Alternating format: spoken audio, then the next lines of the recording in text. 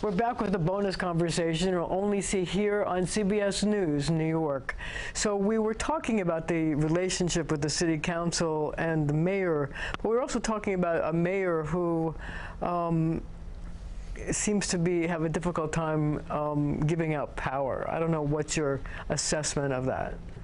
I mean, I think there's a crisis of leadership for sure. When you look over the past several months, we have seen key leaders of different agencies or part of the administration that have left. And those kinds of disruptions definitely have an impact on, again, the ability to lead and service New Yorkers across the city. And so you see it playing out. It's dysfunctional, it's a little chaotic, and it's a problem.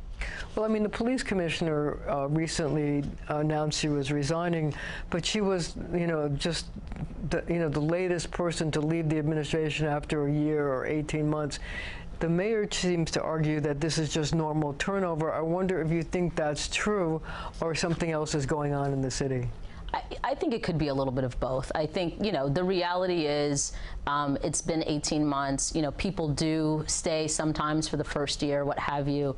And I think that people thought this was going to be maybe a little bit different or a lot different perhaps than what it's been. And I think when you are brought into a position to lead an agency the size of the NYPD and then you're undermined, people are put in above you, you're not actually making a lot of the decisions, then I think it becomes really, really difficult to exert that leadership. So the mayor argued this week that he's a disruptor, his word, not mine, and that's why he's having difficulty. Do you think that's true, that he's trying to cast himself as a different kind of administrator? I am not in the mind of the mayor, but what I will say is that what we are seeing are a lot of sort of Giuliani era, taking us back in terms of policy.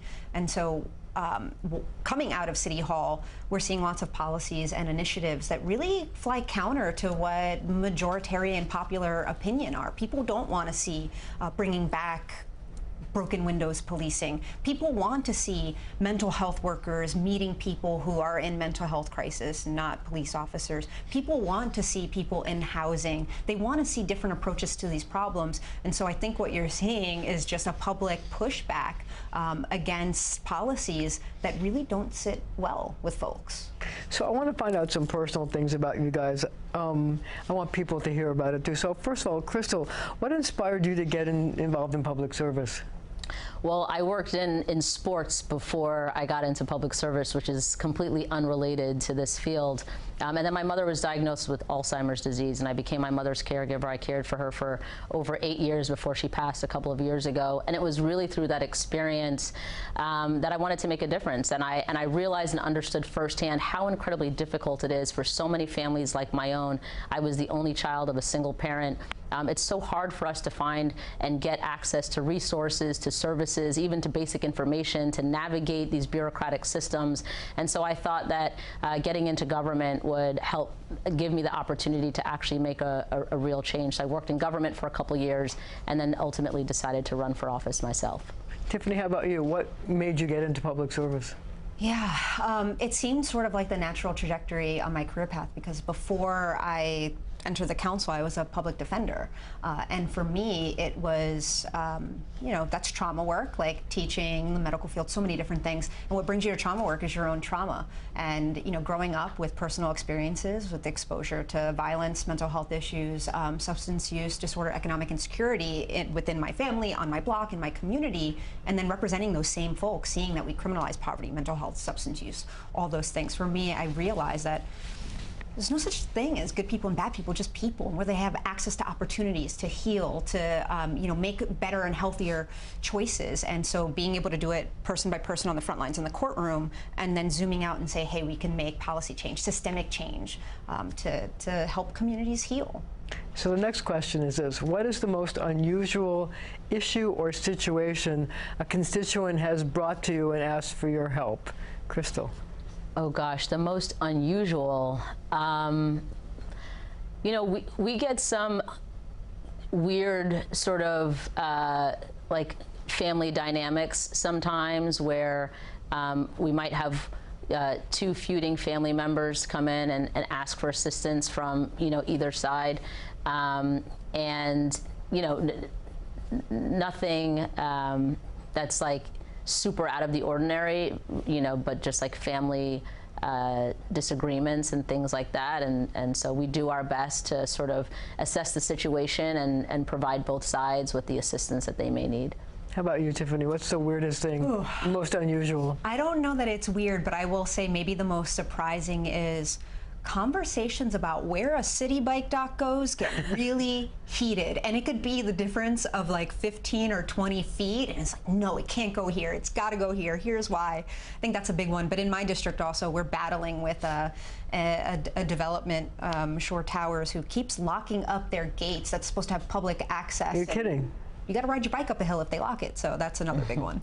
So I wonder if it's hard to maintain a private life when you're a public official. Yes is the answer. How about you? A bit, but my private life is sort of like, I'm a hardcore introvert, so a lot of my private life happens at home in my living room with my dogs and loved ones. So, but yeah, I want to know about what kind of a dog do you have? I have 2 dogs. One is a 13-year-old Pitty Beagle mix, and that is, I've had her since she adopted her when she was 7 weeks old. So she's like my ride or die. And then I just adopted a Sato, which is like a stray dog from Puerto Rico. She's about a year old. Her name is Ducky, and so she's the new addition to my family. You have any pets? I don't have any pets, but my wife and I are expecting a baby very soon. Congratulations! Thank you, thank you. So I think that'll be enough to keep us busy for a long time. I think that's absolutely true. Yeah. So, what's your favorite thing to do in the summer in New York City, Tiffany? Oh my God. Okay. So I mean, I love to read, and my guilty pleasure are queer rom-coms, and so get me out on a beach or at a park, Reese Beach, because that is where all our people go. And that's the best. What's the favorite thing in summer? I have the privilege of representing all of the wonderful and amazing cultural institutions in Brooklyn, one of which is BRIC. And BRIC puts on Celebrate Brooklyn every year, actually in Prospect Park, which is just outside of my district. But going to those concerts, you know, sitting on the hill with friends, neighbors, and enjoying the music is always a good time this summer. So this is my absolute last question. Describe your perfect dessert. Go ahead, Crystal. Oh my gosh. I think like a molten lava cake for me, chocolate, something like soft and gooey in the center. Lots of chocolate. Lots of chocolate.